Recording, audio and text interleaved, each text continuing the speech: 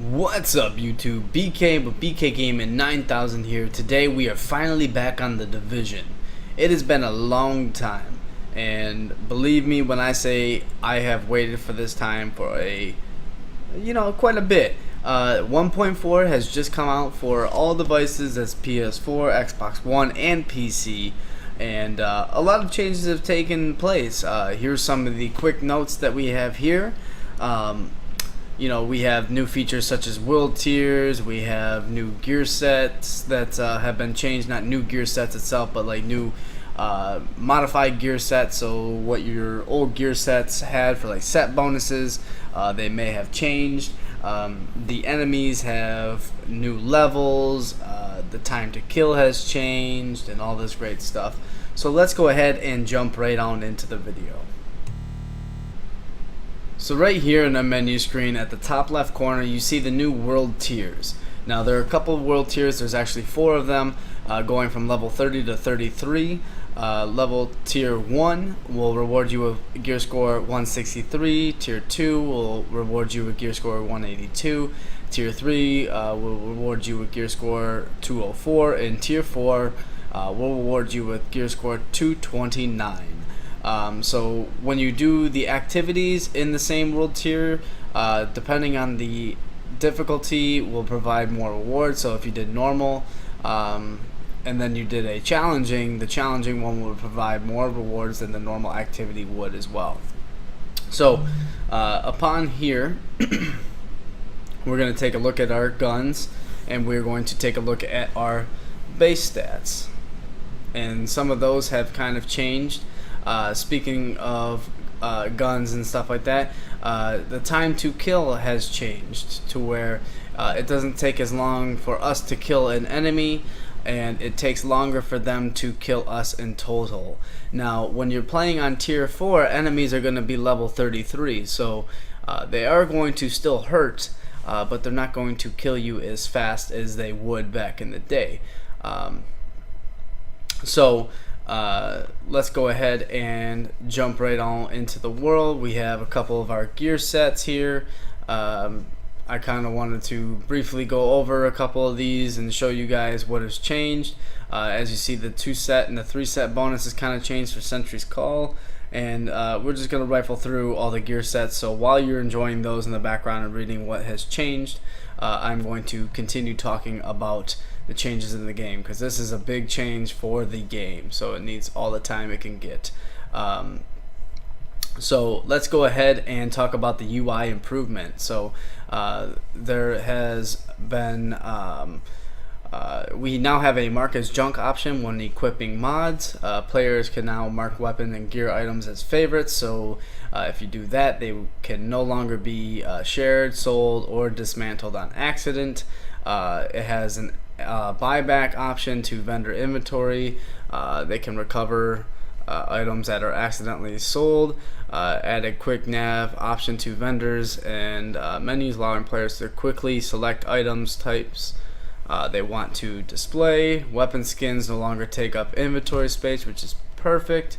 Equipped items are now always displayed at the top of the inventory list. Recalibrated items now have an icon displayed next to the recalibrated stat/talent. Crafting materials can now be converted in bulk at the crafting station, which is a big one. Players can now deconstruct items from the stash, which is also a big one. How many times did you want to take stuff out just to deconstruct it? It was kind of a pain. Players now have an option to find better server. If they are currently on one that is not their best option, they can do so from the group management menu. Players are no longer able to open their inventory while under status effect. Recalibration bench now opens instantly instead of waiting for watch tapping animation, which is also great. Gameplay changes. Some of the gameplays, as we spoke about before, where the time to kill enemy NPCs has been lowered. Many improvements were made to the enemy AI, as in how they took cover. They kind of took cover a little smarter. They won't always stay out as much, so it kind of makes the game more realistic in a sense. Player ammo capacity has increased by 50% after level 30. This is amazing for the game, and it was much needed because as a player you go through so much ammo when you're in the dark zone, slash just playing missions and stuff like that, and you can go through it rather quick, especially when you're running a submachine gun. So having more ammo is always better. When matchmaking, the game will now attempt to refill empty slots if the group privacy allows it. Incendiary and explosive rounds will no longer apply status effect like stagger and on fire. Accuracy will now be lowered for a short duration after performing a combat role. Added a delay between leaving a group and signing up for matchmaking, so that's nice for people who want to boost in the dark zone. Weapon magazines are now refilled when restocking from the ammo crate, which is also great. The crafting materials drop from the base of operations will now reward high-end quality after level 30, so that's always good. No more opening those boxes and hoping to get a gold. Remove scavenging from the game. Scavenging is removed as a secondary stat on all gear pieces. New gear pieces can no longer roll scavenging, which is a big change, but at the same time scavenging didn't work as they intended, so they kind of wanted to remove it, and it might not go away completely, just maybe until they fix it to how it works, how they want it to. So look out for that in the future. The map indicator for rogue players now increases in size the closest they are to players. Grenade damage now scales with the current world tier to ensure consistent efficiency against NPCs across world tiers. That's always good. Shotgunners, this is a big one.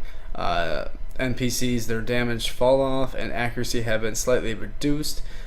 This should allow you to have better chances during like the incursions and stuff like that. I know a lot of people were struggling with the incursions and how they were doing things. That will definitely fix it. It's no more dying at level 15 and having to restart over. Several improvements to NPC AI, which is always good. Players' health will now progressively regenerate to full when out of combat, which is also great.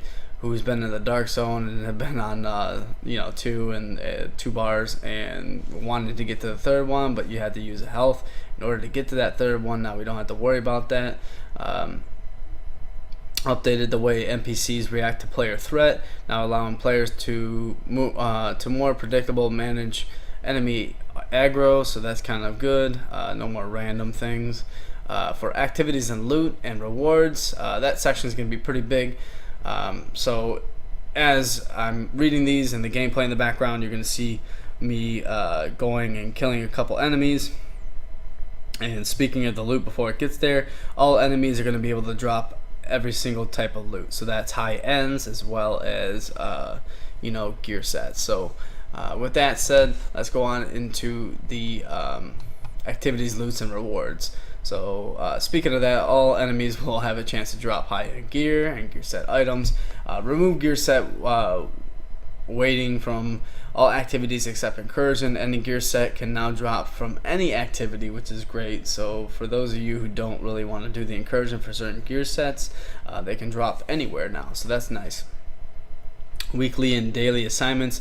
Loot caches now drop item scale with the player's current gear score, which is always nice. Added new blueprints for level 33 mods and gear score 229 high ends, which is also always nice. Added field proficiency. Players can now gain experience past level 30 and earn loot caches. The same thing goes for the underground. They can go past level 40 and they will be able to earn underground caches as well, which is also great. So they updated the vendor stocks. Items will adapt better to the player. As you see in the video, he just dropped a gear set from a random NPC, which is amazing. Speaking of vendors, they now sell items gear score 163 to 229 as soon as the player reaches level 30, adding more high-end items for sale and currencies. Some of the older gear sets are going to be they're going to cost less Phoenix credits, which is always good. Vendors will now sell sealed cash for all currencies. Marksman rifles, assault rifles, and shotgun prices have been lowered. Gear set items now cost as much as the high-end gear piece, resulting in a large price reduction. Items prices and DZ funds have been adjusted. Gear score 182 items prices went slightly up, as gear score 204 items got a small price decrease. These changes are obviously made for people around their gear score so they can afford it and stuff like that. Items priced in Phoenix credits have gone down, as I mentioned before. The drop rates have been modified for all named NPCs encounters during missions and incursions outside the actual boss. They will no longer guarantee high-end drops. Instead, they will guarantee crafting materials and have a chance to drop high-end or gear set items. Let's see here. For the open world, roamer NPC groups and bosses are now back in the world. So yes, Bullet King has returned from the dead, and all of those bosses will have a 4-hour respawn time. So that means you can defeat one and then move on to the next one, and he will spawn in 4 hours. So your first one will spawn 4 hours after you've killed him. So for the main missions, updated rewards for all main missions, for normal mode, hard mode, and challenger mode. But the one that matters, challenger mode, the boss drops 1 high-end, 1 gear set, and 1 high-end mod. The reward is 2 high-end or gear set items and 30 Phoenix credits. For hard mode, he drops 1 high-end and 1 high-end as reward. And for normal, he drops 1 superior or high-end and 1 superior for the reward. So it's definitely worth doing either hard mode or challenging. I'm still not certain about normal mode. For those of you who are asking, about that, it might be worth your time to just, wait it out and do hard mode and challenge mode, or just search around and kind of destroy the random mobs and hope you get drops. So speaking of drops, search and destroy and high value targets, they will now drop more intel for us. So the rewards are, for the critical ones will be 10 intels instead of 2 and 4. For normal ones, they will drop 5, so that's always good. More of those, it means more HVTs and stuff like that. They will now sell 2 of each contract type instead of 1, which is also great. Added 40 new high value target contracts to the contract pool. Prices for the blueprints have been adjusted and normalized to avoid overlaps. That's always good. You wouldn't want too much. Enemies in search and destroy missions will now be normal and veteran instead of mostly elites, which is also a big thing because of the fact that some of the times you couldn't do a mission by yourself because the enemies were so powerful. They updated the rewards for all high value and high risk contracts. All those are going to be in the patch notes, which I'm going to post at the bottom of this video. As for the underground, as I mentioned before, the underground experience past level 40 still earns you the caches. So for the rewards for all underground operations, directives now reward with Phoenix credits and no longer items, which is great. Normal mode, boss drop, he will drop a superior or high-end, chance for a high-end mod. Hard mode, boss drop 1 high-end or gear set, 1 gear set, chance for a high-end mod. And challenge mode, 2 high-end gear sets, or high-ends or 2 gear sets, 1 gear set piece, and a chance for a high-end mod. As for the incursions, the Falcon Lost now has additional checkpoints, which are after each explosion, which is great because how many of us have made it to that level 15 and died and had to start the whole thing over again, which was a pain in the butt.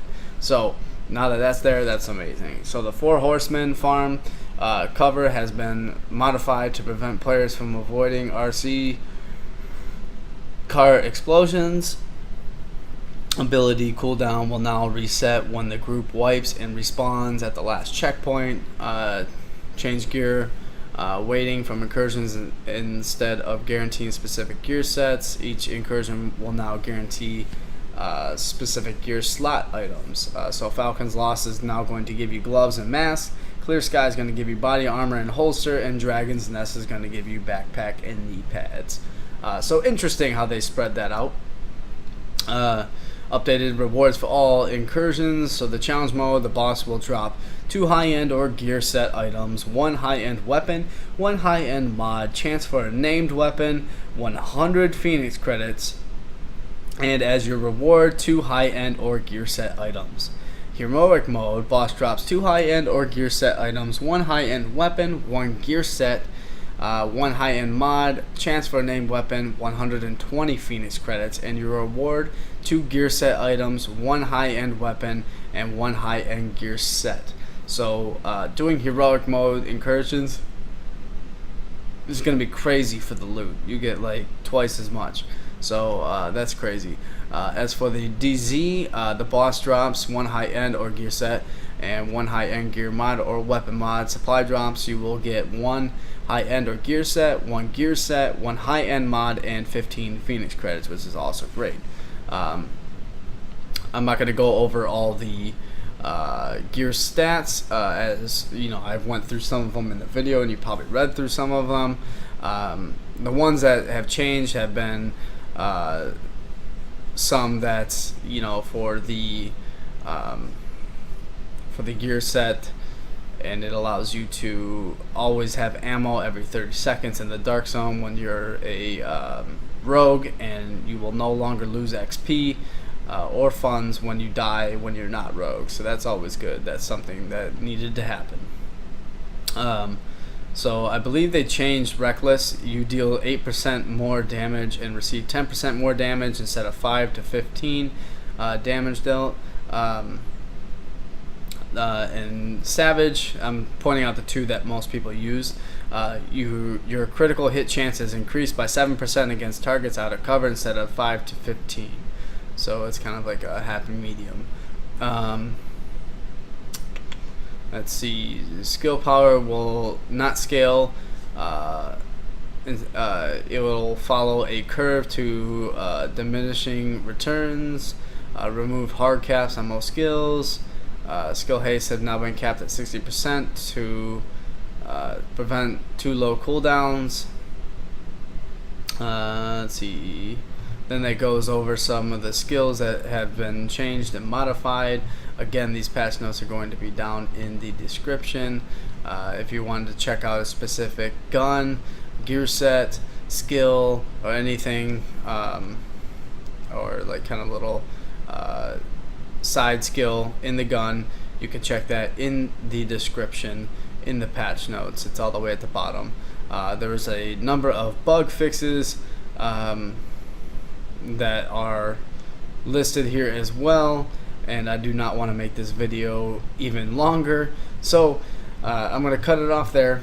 Let me know in the comments down below what you guys have thought of the changes that they have made. If you guys have been playing, grinding for the new gear sets that they, you know, if you were one that sold all your items and now are just starting fresh, let me know what you're looking for, what kind of roles and that you're running, and all that good stuff. And subscribe for more Division content in the future. I'm hoping to gather the group back together and possibly run some more incursions / missions and stuff like that, now that the game's kind of been a little bit more balanced, and we're going to be testing it out. So if you could smash that like button, that'd be amazing. Subscribe for more, and I will catch you guys in that next one. Peace.